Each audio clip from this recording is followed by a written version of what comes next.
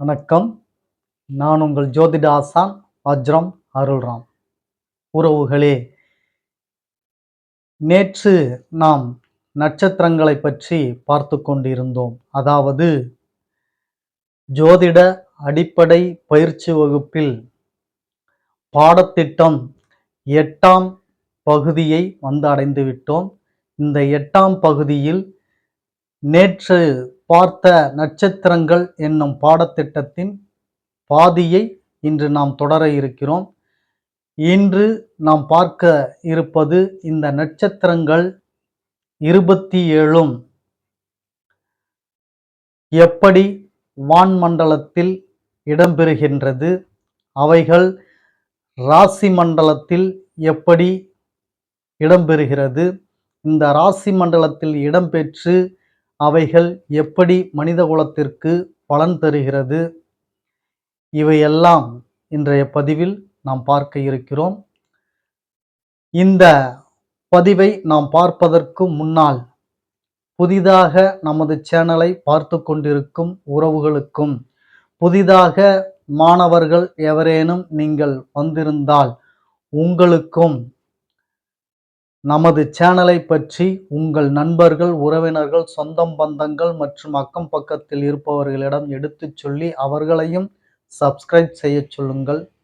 மாணாக்கர்களே, உறவுகளே, காரணம், நாம் ஸ்ரீ ஜெயகௌரி ஜோதிடாலய நிறுவனம் ஒன்றை நடத்தி கொண்டு வருகிறோம். அந்த நிறுவனத்தின் வழியாக இல்லாதவர்களுக்கும் இயலாதவர்களுக்கும் ஏழை எளியவர்களுக்கும் நம்மால் முடிந்த உதவிகளை செய்து கொண்டு வருகிறோம்.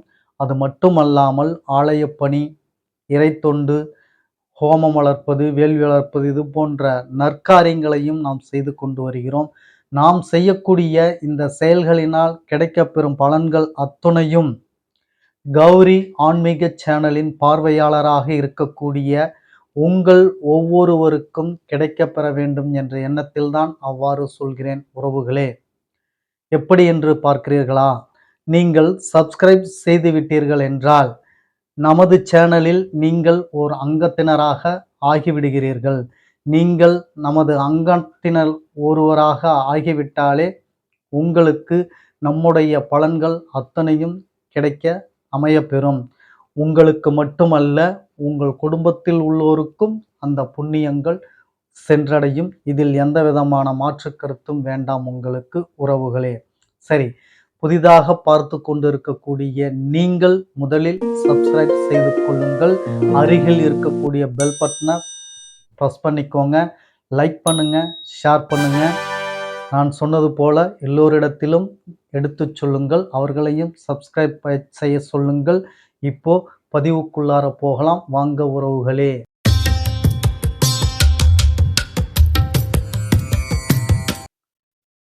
உறவுகளே, இந்த நட்சத்திர பாடத்தை நாம் பார்த்து கொண்டு இருக்கிறோம்.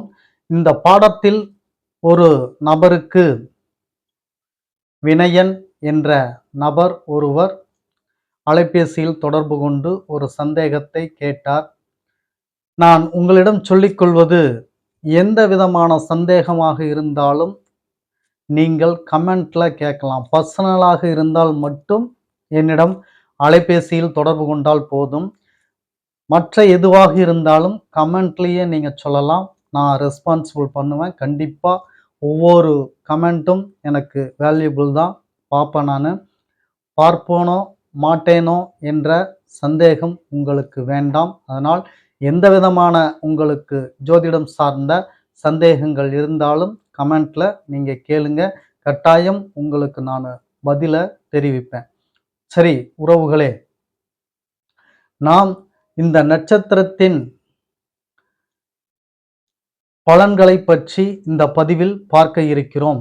இந்த நட்சத்திரங்கள் என்பது 27 நட்சத்திரங்கள் நேற்றைய பாடத்திட்டத்தில் பார்த்தோம்.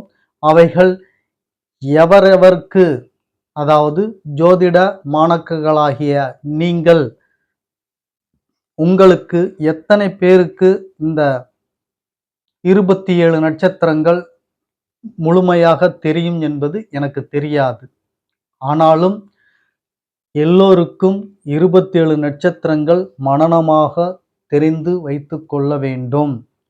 ஜோதிடத்தில் நட்சத்திரங்கள் உங்களுக்கு மனனமாக தெரியவில்லை என்றால் ராசி கட்டத்தை நீங்கள் தெரிந்து கொள்ள முடியாது. ராசி கட்டத்தை நீங்கள் தெரிந்து கொள்ள முடியவில்லை என்றால் நட்சத்திரத்தின் பாதங்களும் உங்களுக்கு தெரியாது. நட்சத்திரத்தின் பாதங்கள் உங்களுக்கு தெரியவில்லை என்றால் பலாபலன் நீங்கள் எடுக்க முடியாது. பலாபலன் எடுக்க முடியவில்லை என்றால் நீங்கள் அங்கு பலாபலன் சொல்லும் பொழுது தோல்வியடைவீர்கள். உங்களது பெயர் அங்கு கெட்டுவிடும். இவ்வளவு விஷயங்கள் இருக்கிறது. எனவே 27 நட்சத்திரங்கள் மட்டுமல்ல, மேற்கொண்டு நாம் நடத்திய அத்தனையும் நீங்கள் மனனம் செய்து வைத்துக் கொள்ள வேண்டும். வாரங்கள் அது கவலை அல்ல, எல்லோருக்கும் தெரிந்த விஷயங்கள் தான். ரவிவாசரம், சோமவாசரம், மங்களவாசரம், புதவாசரம், பிரகஸ்பதி வாசரம், சுக்கிரவாசரம், மந்தவாசரம் 7 நாட்களும் தெரிந்திருக்கும். அதை பற்றி பிரச்சனை இல்லை. திதிகள் 16 திதிகள், வளர்பிறை 14 திதிகள், தேய்பிறை 14 திதிகள், அமாவாசை பௌர்ணமி 2 சேர்த்து மொத்தம் 30 திதிகள். 30 திதிகளையும் நீங்கள் தெரிந்து வைத்துக் கொள்ள வேண்டும். 16 திதிகள் தெரிந்தாலே போதும். அவைகள்தான் ரொட்டீனாக வரும். வளர்பிறை திதிகள், தேய்பிறை திதிகள் என்று ஏற்கனவே நாம் சொன்னது போலத்தான். எனவே திதிகளையும் நீங்கள் மனனம் செய்து வைத்துக் கொள்ள வேண்டும். இப்போ நட்சத்திரங்களையும் நீங்கள் மனனம் செய்து வைத்துக் கொள்ள வேண்டும். இந்த நட்சத்திரங்கள் தெரியாதவர்கள் நான் சொல்கிறேன், நோட் பண்ணி எழுதிக்கோங்க. முதல் நட்சத்திரமான மேசராசியிலிருந்து துவங்குகிறது நட்சத்திரங்கள். இந்த நட்சத்திரங்கள் 27 நட்சத்திரங்கள். இந்த 27 நட்சத்திரங்கள்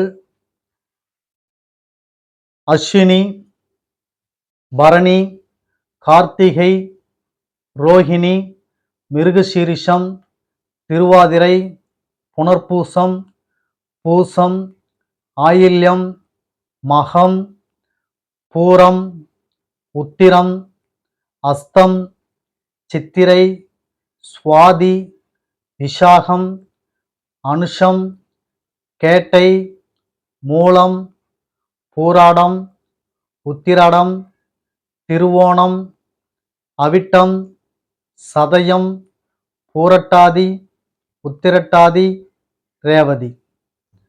இந்த 27 நட்சத்திரங்களும் கட்டாயம் நீங்கள் மனனம் செய்து வைத்துக் கொள்ள வேண்டும்.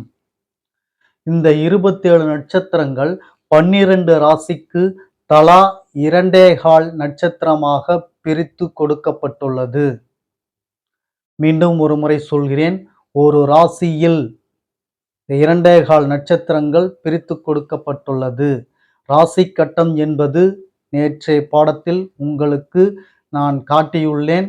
12 கட்டங்கள் கொண்டது ராசி கட்டங்கள்.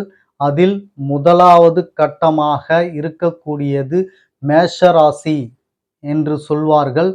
இறுதியில் கடைசியாக வரக்கூடிய ராசி மீன ராசி என்பார்கள். மேஷம் முதல் மீன ராசி வரை 12 ராசிகள் அடங்கியுள்ள இந்த ராசிகளை ராசி மண்டலம் என்று சொல்வார்கள், ராசி பீடம் என்று சொல்வார்கள், ராசி வீடு என்று சொல்வார்கள், ராசிகள் என்று சொல்வார்கள், ராசி என்று சொல்வார்கள். இத்தனை பெயர்களும் அதற்கு இருக்கிறது. என்னுடைய மாணவர்கள், நீங்கள் அத்தனை பெயரையும் தெரிந்து வைத்துக் கொள்ள வேண்டும்.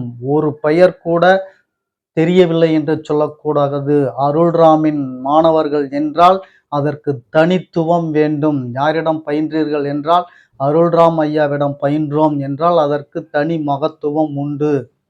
இதை இப்பொழுது நீங்கள் உணர மாட்டீர்கள். பாடநிலையில் தேர்ச்சியுற்று நீங்கள் ஜோதிடராக ஆன பிறகு உங்களுடைய பலாபலன் சொல்லும் விதம், அந்த தனித்துவம், அந்த ஸ்டைல், இது அத்தனையும் உங்களை தனித்துவமாக்கி காட்டும். எல்லாம் அல்ல என் அப்பன் திருச்சிற்றம்பலம் அதற்கு உங்களுக்கு அருள் புரிவார். மாணாக்கர்களே, பாடத்தை சிந்தையில் ஏற்றி கவனமாக நீங்கள் படித்தால் மட்டும் போதும். நான் சொல்வதை அப்படியே நீங்கள் நடைமுறைப்படுத்தினால் போதும். என் கருத்துக்களை நீங்கள் உள்வாங்கிக் கொண்டால் போதும். நான் மீண்டும் சொல்கிறேன், உங்களுக்கென்று சில விதிமுறைகளை நான் கொடுத்துள்ளேன். அதன்படிதான் நீங்கள் இருக்க வேண்டும், நடந்து கொள்ள வேண்டும். எத்தனை பேர் அப்படி நடக்கிறீர்களோ என்று தெரியவில்லை. நான் சொல்வது போல் நீங்கள் நடந்து கொண்டு இருக்கிறீர்கள் என்றால் கீழே கமெண்ட்ல நீங்க பெயரும் ஊரும் பதிவிட்டு சொல்லுங்கள் உறவுகளே. சரி, இந்த நட்சத்திரங்கள் 27ம் 12 ராசிகளில் அடக்கம். இந்த ராசி மேஷம் முதல் மீனம் வரை ஒரு ராசிக்கும் 2.25 நட்சத்திரம் வீதமாக ஒரு நட்சத்திரத்தை 4 பாகங்களாக, அதைத்தான் நாம் 4 பாதம் என்கிறோம். ஒரு நட்சத்திரத்தின் அளவு உங்களை 4 பாதங்களாக பிரித்து ஒவ்வொரு பாதத்திற்கும் அளவு உண்டு. ஒரு பாதத்திற்கான அளவு 3 பாகை 20 கலைகள் பிரித்து ஒரு ராசிக்கு 9 பாதமாக பிரித்து 108 பாதங்கள் என்று 12 ராசிகளுக்கும் கொடுத்துள்ளோம். நீங்கள் ஒரு ராசியில் 9 பாதத்தை நீங்கள் எழுதி 12 ராசிகளுக்கும் 9 பாதங்களாக கொடுத்து வந்தீர்கள் என்றால் எவருக்கு சரியாக வருகிறதோ அவர் கவனமாக அவர் பாடத்தை ஆர்வமாக படித்துள்ளார் என்று தெரிந்து கொள்ளலாம் என்று நேர்த்தே சொல்லியிருந்தேன். எத்தனை பேர் செய்தீர்கள் என்று தெரியவில்லை. செய்தவர்கள் கீழே கமெண்ட்ல சொல்லுங்க.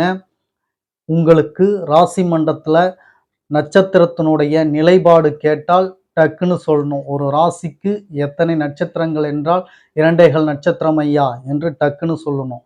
ஒரு நட்சத்திரத்துக்கு எத்தனை பாதம் என்று கேட்டால் 4 பாதங்கள் ஐயா என்று சீக்கிரம் சொல்ல வேண்டும். ஒரு ராசியில் எந்தெந்த நட்சத்திரம் இருக்கிறது என்று கேட்டாலும் சீக்கிரம் சொல்ல வேண்டும். உதாரணத்திற்கு மேச ராசியில் எந்தெந்த நட்சத்திரங்கள் இருக்கு என்றால் அஸ்வினி, பரணி, கார்த்திகை 3ம் இருக்கிறது ஐயா. என்னென்ன பாதங்கள்? அஸ்வினியில் 4 பாதங்கள், பரணியில் 4 பாதங்கள், கார்த்திகையில் 1 பாதங்கள் ஐயா. Very good. அவ்வளவுதான். இதுதான் ஜோதிடம். இந்த ஆர்வமும் இந்த கிரகிக்கக்கூடிய தன்மையும் இருந்தால் சிறந்த ஜோதிடர் நீங்கள். சரி, இந்த நட்சத்திரங்கள் ராசி மண்டலத்தில் இப்படி இருக்கும் பொழுது கிரகத்தினுடைய தன்மைகள் இந்த நட்சத்திரத்திற்குள் எப்படி வருகிறது என்பதை விளக்கிவிடுகிறேன். சூரியனின் வட்டப்பாதையில் கோள்கள் சுழன்று கொண்டிருக்கிறது. அதாவது 7 கிரகங்கள், கிரகம் அந்தஸ்து இல்லாத ராகு கேதுக்கள், மொத்தம் 9 கிரகங்களும் சுழன்று வருகிறது. இப்படி சுழன்று வரும் பொழுது இந்த கிரகங்களுடைய தன்மைகள் நட்சத்திரத்தினுடைய தன்மைகளும் ஒத்து போகக்கூடியதுதான் அவர்களுக்கு சொந்த வீடாக அமைகிறது. உங்களுக்கு சரியாக புரிந்திருக்காது என்று நினைக்கிறேன். சூரியனை சுற்றி வரக்கூடிய கோள்கள் இந்த நட்சத்திரத்தின் பாதையில் தான் வருகிறது. இந்த நட்சத்திர பாதைகள் என்று சொல்வது நான் மேசம் முதல் மீனம் வரை என்று ராசி கட்டம் பிரித்தோம் அல்லவா? அந்த ராசி கட்டத்தில் ஒவ்வொரு நட்சத்திரங்களாக ஒரு ராசிக்கு 2.25 வீதம் 12 ராசிகளுக்கும் நாம் பிரித்து கொடுத்துள்ளோம். 108 பாதங்களாக பிரித்து வைத்துள்ளோம். இதில் ஏதேனும் ஒரு பாதத்தில் தான் எந்த கோள்களா இருந்தாலும் பயணித்து கொண்டிருக்கும், சஞ்சாரம் செய்து கொண்டிருக்கும். ஏன் என்று கேட்டீர்கள் என்றால் கோள்கள் பயணிக்கக்கூடிய சுற்றுவட்ட பாதையில் தான் இந்த நட்சத்திரங்கள் இருக்கின்றது. இந்த நட்சத்திரங்கள் இருக்கும் பொழுது ஒவ்வொரு கோள்களும் அதனுடைய கதிர்வீச்சை உள்வாங்கக்கூடிய தன்மை எந்த நட்சத்திரத்திற்கு இருக்கிறதோ அந்த நட்சத்திரத்திற்கு ராசியாகி விடுகின்றன. அந்த நட்சத்திரம் எந்த வீட்டில் இருக்கிறதோ அந்த வீடு அந்த கிரகத்தின் சொந்த வீடாக நம் ஜோதிடர்கள், ரிஷிமார்கள் கணித்துள்ளனர். அதை நமக்கு கொடுத்துள்ளனர். நான் சொல்வது புரிகிறதல்லவா உங்களுக்கு? கோள்கள் சுற்றி வருகின்றன. அந்த கோள்கள் சுற்றி வரும் வட்டப்பாதையில் தான் இந்த நட்சத்திரங்கள் அமைந்துள்ளது. இந்த நட்சத்திரத்தின் பாதத்தில்தான் இந்த கோள்கள் பயணித்து கொண்டு வருகிறது, சஞ்சாரம் செய்து கொண்டு வருகிறது. 108 பாதங்களாக நம்ம பிரித்து கொடுத்திருக்கோம் அல்லவா? மேஷம் முதல் மீனம் வரை ஒரு நட்சத்திரத்திற்கு 4 பாதங்கள் என்று மேஷம் முதல் மீனம் வரை 108 பாதங்களாக நாம பிரிச்சு கொடுத்திருக்கோம். இதுல ஏதேனும் ஒரு பாதத்துல தான் இந்த 9 கிரகங்களும் பயணிச்சிட்டு இருக்கோம். இப்படி பயணிச்சிட்டு இருக்கக்கூடிய இந்த கிரகங்கள் அதனுடைய கதிர்வீச்சு எந்த நட்சத்திரத்திற்கு உள்வாங்குகிறதோ அந்த நட்சத்திரத்தை இந்த கோள்கள் கிரகித்துக் கொள்கிறது. அதனை சமரசம் செய்து அதனோடு இணங்கி விடுகிறது இந்த கோள்கள். அந்த நட்சத்திரம் எந்த ராசியில் இடம்பெறுகிறதோ அந்த ராசி இந்த கிரகத்திற்கு சொந்த வீடாக சொல்லிவிடுகிறார்கள். அதாவது ஆட்சி வீடு, உச்ச வீடு. இந்த கிரகங்களின் கதிர்வீச்சு அந்த ராசியில் அந்த நட்சத்திரத்திற்கு எடுபடவில்லை என்றால் அந்த வீடு நீச வீடு. இப்படி நம் முன்னோர்கள் அதை பிரித்து கொடுத்துள்ளனர். இப்பொழுது உங்களுக்கு நட்சத்திரத்தினுடைய தன்மைகள் உங்களுக்கு புரிந்திருக்கும். ராசி மண்டலத்தில் அது எப்படி இடம்பெற்றிருக்கிறது, எந்தெந்த ராசியில் எந்தெந்த நட்சத்திரங்கள் இருக்கிறது, எத்தனை பாதத்தில் இருக்கிறது, எந்தெந்த நட்சத்திரங்கள் எந்தெந்த கிரகத்தின் தன்மையோடு உள்ளது என்பது முதற்கொண்டு உங்களுக்கு தெரிந்திருக்கும். எந்தெந்த கிரகங்களோடு தன்மைகள் இருக்கிறது என்று எனக்கு தெரியாதையா என்று நீங்கள் கேட்டீர்கள் என்றால் உண்மைதான். அது நான் இன்னும் உங்களுக்கு சொல்லவில்லை. ஒரு 3 நட்சத்திரங்களை மட்டும் சொன்னேன். என்னென்ன சொல்லுங்க பார்க்கலாம். சூரியனோட இது சொன்னேன், அடுத்தது செவ்வாயுடையது சொன்னேன், அடுத்தது குரு உடையது சொன்னேன். இந்த 3 நட்சத்திரங்களும் சொல்லியிருக்கேன். கார்த்திகை, உத்திரம், உத்திராடம், மிருகசீரிஷம், சித்திரை, அவிட்டம், புனர்பூசம், விசாகம், புரட்டாதி. இந்த நட்சத்திரத்துக்கு அதிபதிகள் இவர்கள் என்று இந்த 3 கிரகங்களை மட்டும் சொன்னேன். மீதமுள்ள கிரகங்களை நாளைய பதிவில் நாம் பார்ப்போம். உறவுகளே, உங்களுக்கு ஏதேனும் சந்தேகம் இருந்தால் கீழே கமெண்ட்ல கேளுங்க. பர்சனலாக இருந்தால் மட்டும் கால் பண்ணுங்க. அதே போல புதிதாக வரக்கூடிய மாணவர்கள் உங்களது பெயர் ஊர்களை கீழே கமெண்ட்ல நீங்கள் தெரிவிங்க. நீங்கள் எத்தனை பேர் படிக்கிறீங்க, என்ன செய்கிறீங்க அப்படின்றது எனக்கு தெரியணும். அப்பனா தான் அதற்கேற்ற மாதிரி நான் உங்களுக்கு பாடத்தை கொடுக்க முடியும், பாடத்தை எடுத்துகிட்டு போக முடியும்.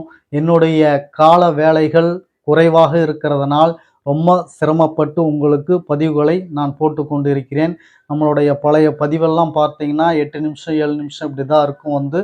இந்த பாடத்திட்டம் ஆரம்பித்ததிலிருந்து 20 நிமிஷம் வரைக்கும் வருகிறது. கால நேரம் அந்த அளவிற்கு இழுக்கிறது. அதனால் நீங்கள் எத்தனை பேர் படிக்கிறீர்கள், உங்களுடைய பெயர், ஊர், நீங்கள் இதை தயவு செய்து பதிவிடுங்கள். பதிவிட்டீர்கள் என்றால் நான் என்னுடைய டயத்தை சரி செய்து கொண்டு உங்களுக்காக நான் பயணிக்க அது ஏதுவாக இருக்கும் என்று சொல்லிக்கொண்டு அடுத்த பதிவில் உங்களை சந்திக்கும் வரை நன்றி, வணக்கம் சொல்லிக்கிறேன் உறவுகளே.